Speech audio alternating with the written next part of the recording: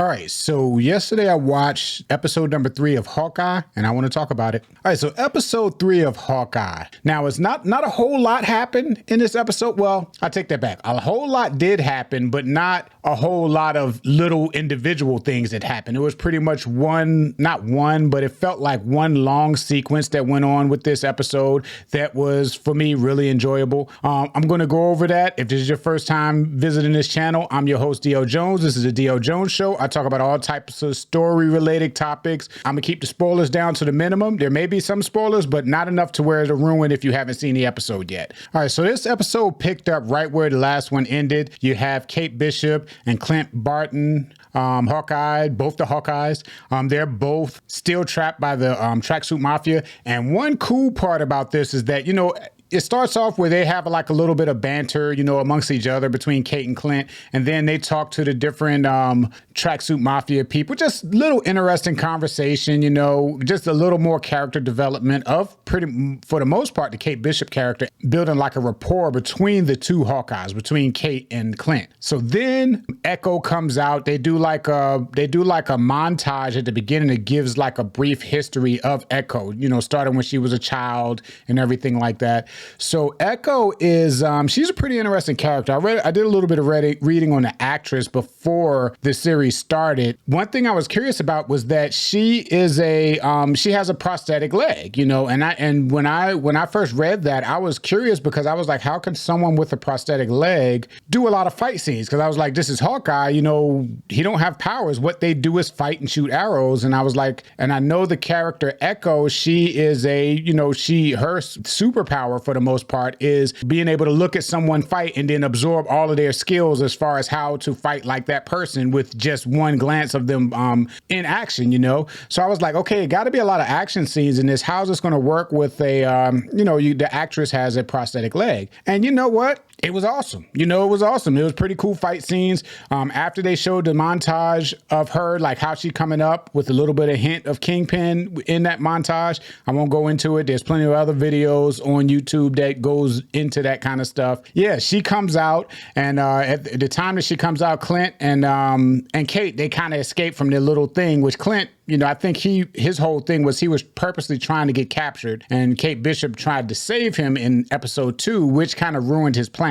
So they both escaped they was like strapped to these like little, those little rocky horses that be in front of grocery stores for kids. They was kind of duct taped to that. So they break free of that, and it's a big fight that breaks out in that little, like they were in like a warehouse. And that's where you see Echo, that's where you see her for the first time in action. She had a pretty decent fight scene with Clint, with Hawkeye, and that was pretty cool. And then, Kate Bishop, she got her fighting and stuff on too, and then of course Clint gets his arrows and save the day with the arrows, and they escape. But it's not over. That's when they get into this car, and the whole scene, the whole chase that you've seen in the trailers, they've teased this scene in the trailers a lot. And then that's where we start to see a lot of Hawkeye's trick arrows. The whole time he kept telling Kate Bishop there's no trick arrows, but all of a sudden he hands her his quiver, and she's the one that's shooting the arrows while Clint is driving. And every arrow that she, shoots was a trick arrow. And it was pretty cool to see all of the different arrows doing all of the different stuff,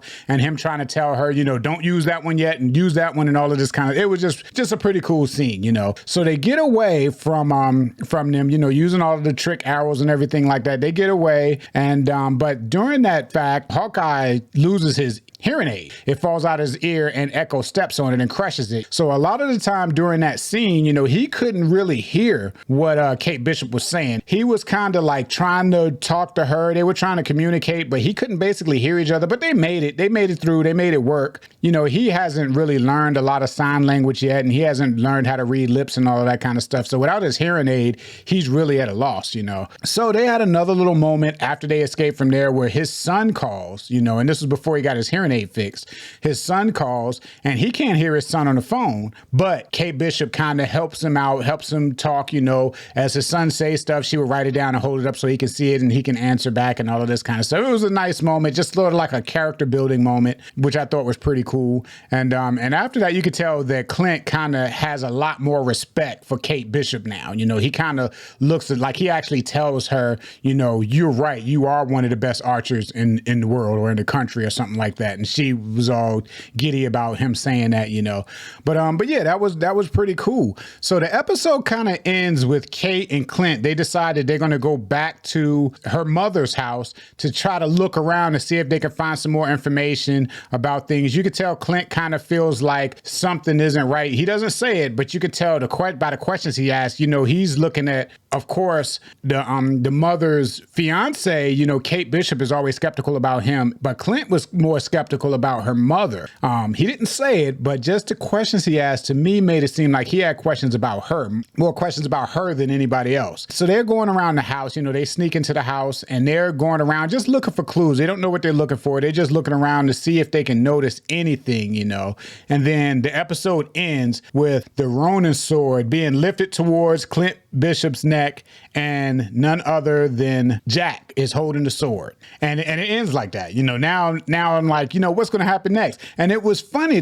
I say that, and it's funny because this episode was 41 minutes, right? Typical episode, typical, like usually when you watch a TV show on network television, a 1 hour TV show is generally about 40 minutes, you know, 42 minutes, 41 minutes, something like that, you know, if you remove the commercials. So this was about the length of a standard 1 hour TV show if it was shown on network television. But when it was over with, it felt like it's over already. You know, I was ready to, you know, see what's happened next. It didn't feel like that episode was over. You know, I was thinking we still had some ways to go, but then I looked and I was like, okay, well, this episode was 41 minutes. So I guess it was this normal length, but it went by so quick. And I guess because so much stuff was going on in this episode. And when I say so much stuff, I don't mean like a lot of little different plot points, but just the action, you know, all of the, like it starts off with the fight scene in the warehouse when they escape. Then you got a long section where they're in the car you got the car chase with shooting arrows and stuff, you know, and that was a large part of the episode, which it was just basically 2 set pieces, but they were pretty long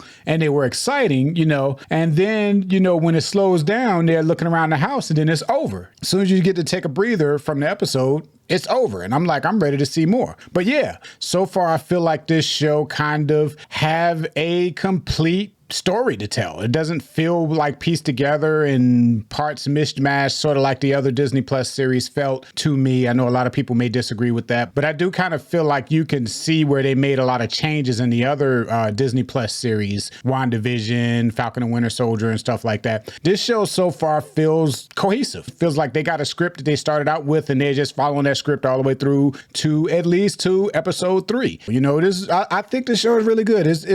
I'm enjoying this a lot. More than I thought I would enjoy a Hawkeye show, a show based on Hawkeye. But yeah, that's it. I would say go check it out. If you haven't started watching the show yet, go ahead and watch it. Make sure you check out my first video when I talk about the first 2 episodes. If you haven't watched that yet, go back and check that out. And yeah, thank you for watching. I'll see you next time. Congratulations, you made it to the end of the video. While you're here, why don't you check out that video right there? Or maybe that one right there.